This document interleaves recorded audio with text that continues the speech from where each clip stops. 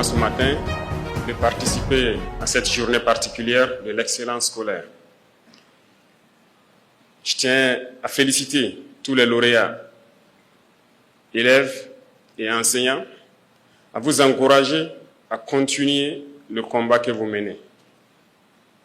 C'est une journée particulière pour vous qui récompense le mérite, certes, mais aussi c'est un appel à continuer à vous battre. La situation de notre nation fait que chacun à son niveau, peu importe où il se trouve, quoi qu'il fasse, doit se battre pour la survie de notre patrie. Et je pense que c'est le lieu pour moi de rendre un vibrant hommage à tous ces fils et filles de la nation qui se battent jour et nuit contre vents et marées, sous la pluie, sous le soleil, pour que nous puissions vivre, pour que les enfants du pays puissent connaître la paix. Rendons donc hommage à nos vaillants combattants FDS et VDP qui sont actuellement au front et qui continuent de tenir bon face à l'impérialisme et toutes ces manifestations. Je voudrais que nous prenions une minute pour prier pour eux, pour que Dieu les protège.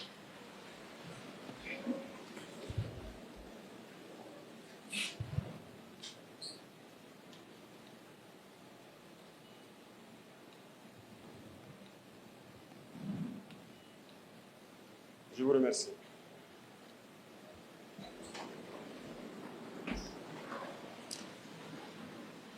Cette journée est particulière, certes, et elle doit nous appeler à plus de responsabilité, plus de patriotisme, plus d'amour pour chacun d'entre nous. Nous sommes aujourd'hui en révolution, mais la révolution ne peut se mener sans une ressource humaine valable. Et qui dit ressources humaines valables et compétentes parle d'éducation. Voilà pourquoi nous attachons beaucoup de prix à l'éducation, mais surtout à l'excellence dans l'éducation. Une fois de plus, je vous félicite pour les diplômes que vous venez de décrocher et pour la suite de votre parcours scolaire et universitaire et professionnel pour certains d'entre vous. Et chers enseignants qui accompagnent ces enfants tous les jours, je vous remercie pour tout le travail abattu du fond du cœur. Les enfants passent plus de temps avec les enseignants qu'avec leurs parents aujourd'hui. Vous êtes en plus de ceux qui donnent la connaissance, ceux-là qui contribuent à les éduquer. Et je souhaiterais qu'en plus de votre rôle de donner la connaissance, que vous n'attendiez pas que nous imposions ou que nous créions un programme d'instruction civique ou de patriotisme. Vous devrez prendre ces initiatives pour les incorporer désormais dans votre quotidien.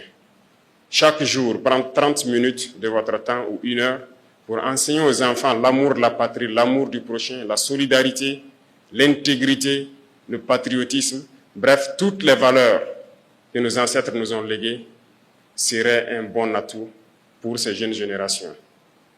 Nous ne pouvons pas mener la lutte contre l'impérialisme et ses manifestations sans une jeunesse éveillée, consciente des enjeux du moment et qui comprend pourquoi notre terre est menacée et pourquoi nous devons nous battre pour survivre. Nous comptons beaucoup sur vous pour continuer ce combat et continuer donc à enrichir les programmes scolaires pour que ces jeunes qui sont avec vous puissent être les vrais citoyens et les bons citoyens de demain que nous cherchons. Certes, nous avons initié beaucoup de programmes tels que l'immersion patriotique avec les bacheliers cette année, mais c'est un programme qui va s'étendre à tous les lycées jusqu'au primaire. Parce que nous voulons que vous puissiez comprendre la situation de votre pays, la situation du monde, et pouvoir vous battre pour libérer votre pays et faire en sorte que le Burkina Faso rayonne et soit un modèle. Nous continuerons à donner tout ce que nous avons à donner pour que l'éducation du Burkina Faso soit donc une étoile et que vous puissiez servir valablement votre nation et vivre en paix. Avoir des diplômes, c'est bien, mais je m'en vais aussi aborder des thèmes qui sont contenus dans le thème de votre journée aujourd'hui, notamment la question d'engagement patriotique et la question de souveraineté, je dirais, puisque l'endogénéité, le développement endogène dont nous parlons, c'est de la souveraineté. Ces deux mots et ces deux termes sont très importants. Commençons par l'engagement patriotique. Aujourd'hui, vous êtes les meilleurs élèves du Burkina Faso. Et je souhaite que vous compreniez que certains d'entre vous auront peut-être des bourses pour aller à l'extérieur continuer les études. D'autres continueront ici. Mais pour votre engagement, pour votre patrie, il faudrait qu'à partir de maintenant, vous n'ayez pas de bourse pour aller servir d'autres pays. Vous devez revenir servir votre patrie, peu importe la situation. Certes, on pourrait dire hier qu'on ne s'intéressait pas beaucoup à nos élites, mais je crois que par devoir de patriotisme, vous devrez revenir et servir votre pays. Ce n'est pas parce qu'ailleurs on vous propose de meilleurs salaires, de meilleures conditions de vie, que vous devrez abandonner votre patrie. Personne ne viendra changer le Burkina Faso à votre place. Donc, peu importe où vous irez, si vous avez de la connaissance, revenez servir votre pays.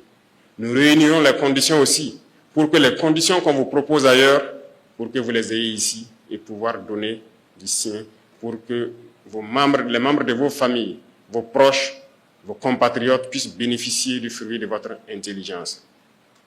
Cela fait partie de l'engagement patriotique.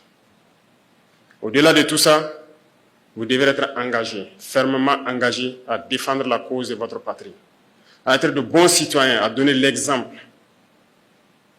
partout où vous irez, que ce soit au Burkina ou ailleurs. Vous devrez pouvoir vous identifier parce que vous êtes burkinabé. Et vous devez vous identifier par des valeurs positives. C'est ça aussi l'engagement, donner l'image positive du Burkina Faso à l'extérieur, par votre comportement que tout le monde doit envier. Vous devrez vous engager à défendre votre patrie. Comme je le disais tantôt, il ne s'agit pas juste de prendre les armes, il s'agit de poser des actes. Notre société est habituée aujourd'hui à uniquement tenir compte des diplômes ou des formations lorsqu'on vient embaucher des gens, le CV. Mais nous sommes en train de travailler à changer cela. Nous devrions très bientôt demander aux gens qu'est-ce que vous savez faire et non pas quel diplôme vous avez. C'est ça qui est le plus important. Je suis très heureux de voir qu'il y a une multitude de filières qui s'ouvrent au Burkina Faso. Récemment, le ministère de l'Enseignement supérieur a donc élaboré la carte universitaire et même réorganisé toutes les filières. Et vous devrez continuer à élargir la base d'apprentissage. Mais un constat est clair, il ne faut pas qu'on se voile la face également. Nous avons fait une analyse, un diagnostic de notre système éducatif. Et je vais vous dire quelque chose. Cette année, j'ai demandé plusieurs statistiques au ministre de l'Enseignement secondaire ici présent. Des statistiques de plusieurs ordres que j'ai pris le soin d'analyser. J'ai compris que si nous voulons nous développer par nous-mêmes, comme votre thème le dit, le développement endogène, il faut que nous puissions créer de la matière. Qu'est-ce que je veux dire par là?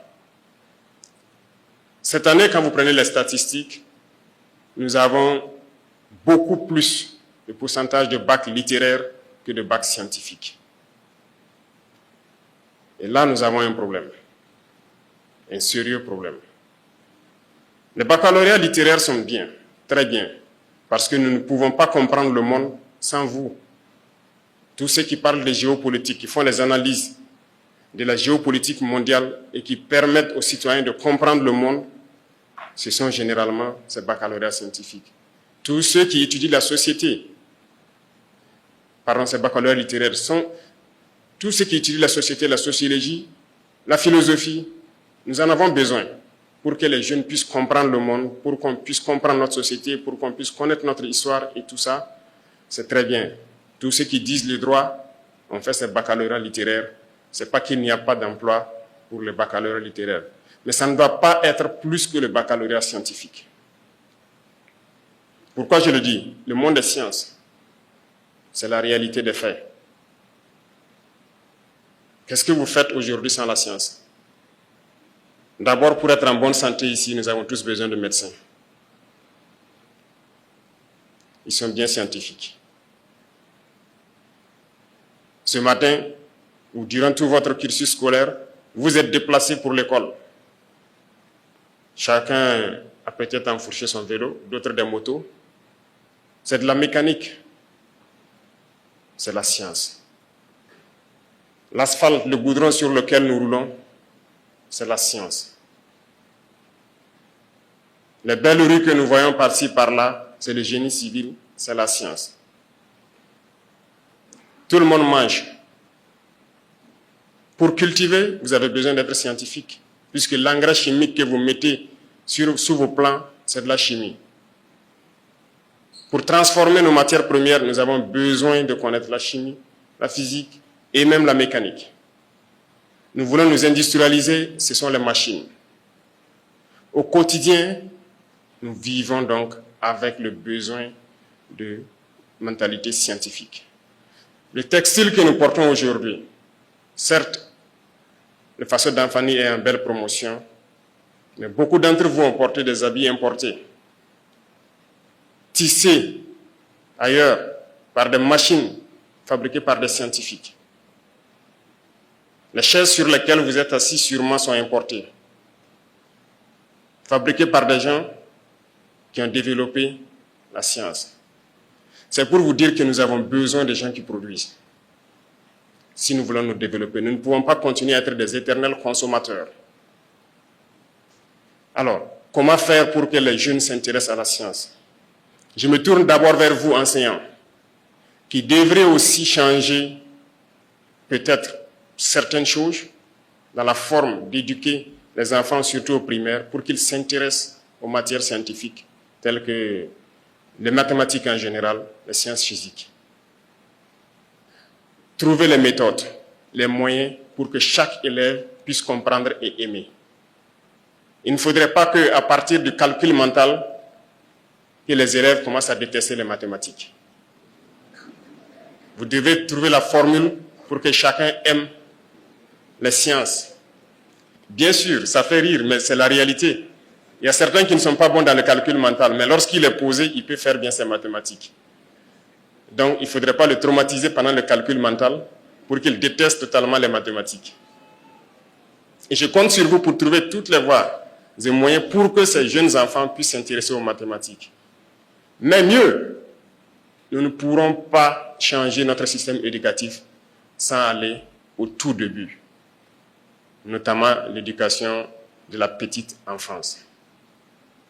Il faut que dès les 3 ans, que nous commencions à intéresser nos enfants à ce qui est science, à ce qui est mécanique. C'est quelque chose qui avait disparu. Je pense que nous avions désintéressé il n'y a pas longtemps les enseignants qui avaient été, de la petite enfance, qui avaient été donc mis à la retraite anticipée, après malheureusement le décès du père de la Révolution dans les années 90. Mais aujourd'hui, nous sommes en train de recruter. Les concours passés, nous avons lancé au moins 1000 places pour l'éducation de la petite enfance. Ces gens feront au moins 2 ans à l'école. Mais dans l'urgence, nous avons lancé encore une cohorte de 300, si je ne me trompe, qui sont déjà formés, que nous devons recruter cette année pour qu'ils puissent commencer dès la rentrée prochaine et que nous puissions avoir des écoles maternelles un peu partout. Mais nous devons aussi équiper ces écoles maternelles pour que les enfants puissent apprendre à libérer leur génie créateur dès la base. Si nous ratons cette base, nous ratons tout. Aujourd'hui, nous investissons beaucoup dans l'éducation. Nous essayons de mettre aux normes les écoles comme nous pouvons. Et il y a un vaste programme de modernisation de l'école qui est en cours. Nous ne pouvons plus concevoir que vous soyez à l'école et que vous passez votre temps à équilibrer des équations chimiques sans jamais aller dans un laboratoire faire la réaction chimique en tant que telle. Nous travaillons pour cela. Ceux-là qui ont fait les bacs techniques, je vous félicite.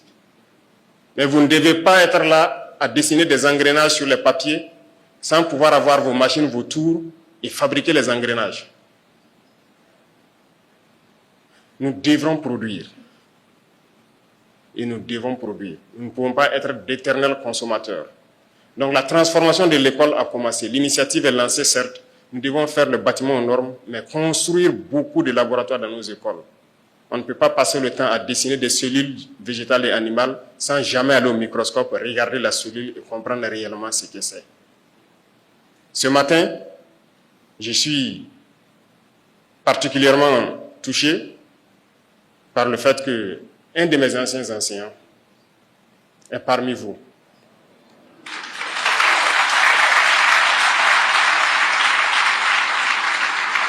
Et il a été élu meilleur enseignant. Je le félicite. Monsieur Zaleh Adama.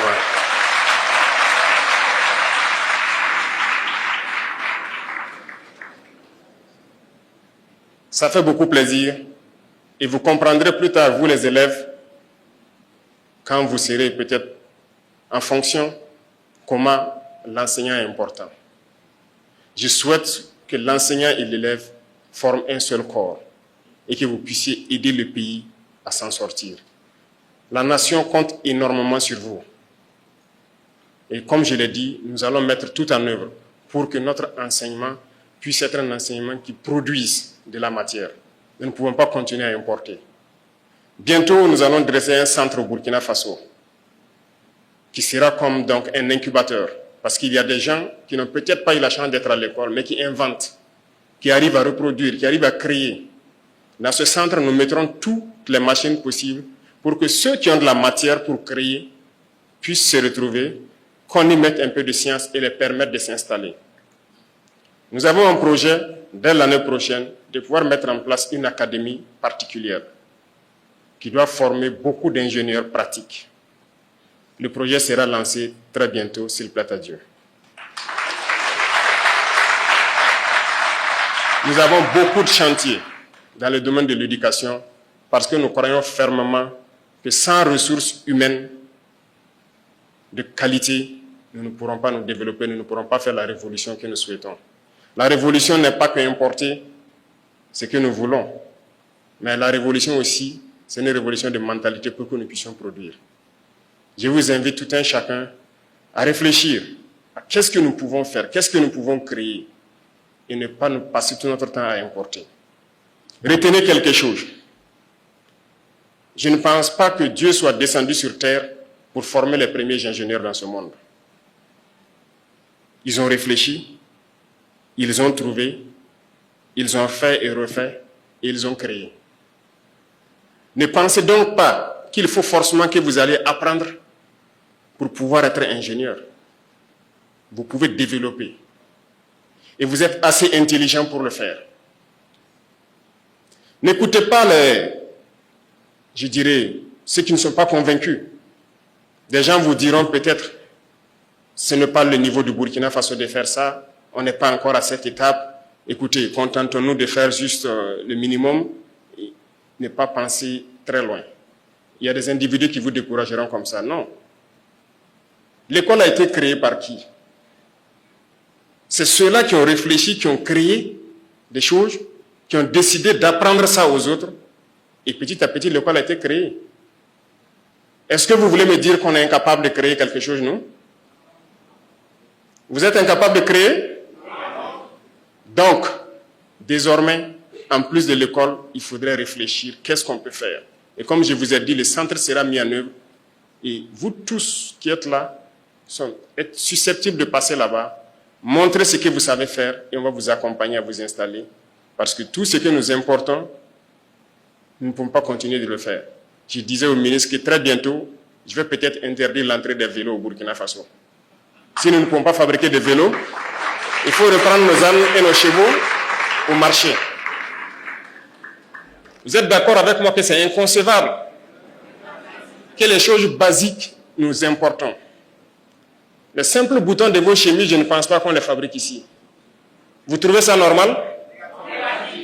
Pourtant, nous avons de la matière grise, nous avons de la substance. On a passé aussi le temps à voler nos cerveaux. Comme je le disais, l'engagement patriotique vous impose de revenir servir votre nation. Et ceux qui sont à l'extérieur, je les appelle aussi à penser à revenir servir la nation. Nous ferons tout pour que vous puissiez exprimer votre talent ici sur place. Donc, pensez à ce que je vous dis. Nous sommes capables de révolutionner tout, mais ça se passe dans la tête. Et si j'ai un conseil à vous donner, ça concerne l'Internet, les réseaux sociaux. Beaucoup aujourd'hui auraient peut-être pu être dans cette salle, mais ont été détournés par l'Internet. Retenez quelque chose, l'impérialisme est fort. Ils savent comment vous manipuler. Ils savent comment vous détruire de manière indirecte. Regardez vos chaînes de télévision. Nous passons le temps, la musique, les émissions de comédie et tout ce qui s'ensuit. Combien d'émissions scientifiques sortent à la télé? Regardez vos réseaux sociaux. Vous allez vous perdre si vous passez tout votre temps à regarder ces contenus-là où les filles se mettent presque nues et se mettent à danser sur des musiques et vous passez votre temps à suivre ça. Vos neurones se bouchent. Vous ne pouvez pas évoluer. C'est la réalité.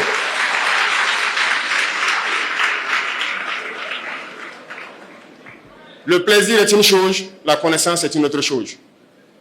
On ne dit pas de ne pas se distraire. Vous pouvez vous distraire. Mais le conseil que j'ai à vous donner, souvent on ne le dit pas haut et fort. Mais au fond, tout le monde sait que c'est un mal qui nous ronge. Et moi, je tiens aujourd'hui à vous le dire. Ça peut ne pas plaire aux gens. Et généralement, nos jeunes filles, pardonnez-moi, vous êtes déjà toutes belles. Vous êtes les plus belles.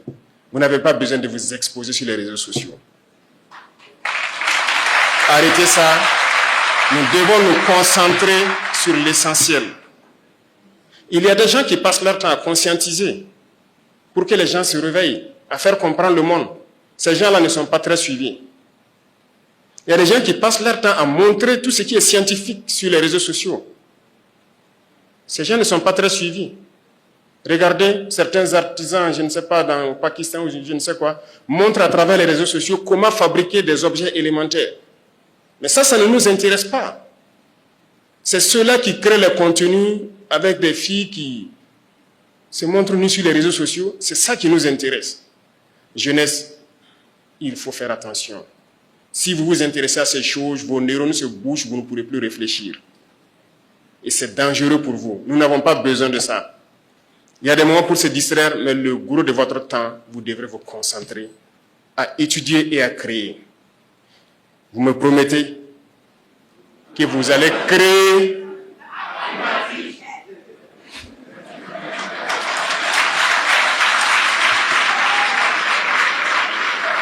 D'accord, vous avez répondu plus vite que ma phrase n'est finie. Merci alors, et je crois qu'on se comprend.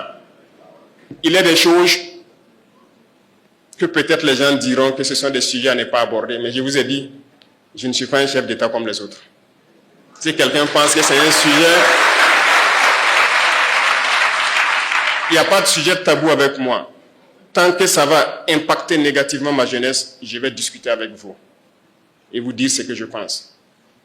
Concentrez-vous, poursuivez vos études, ne vous laissez pas distraire.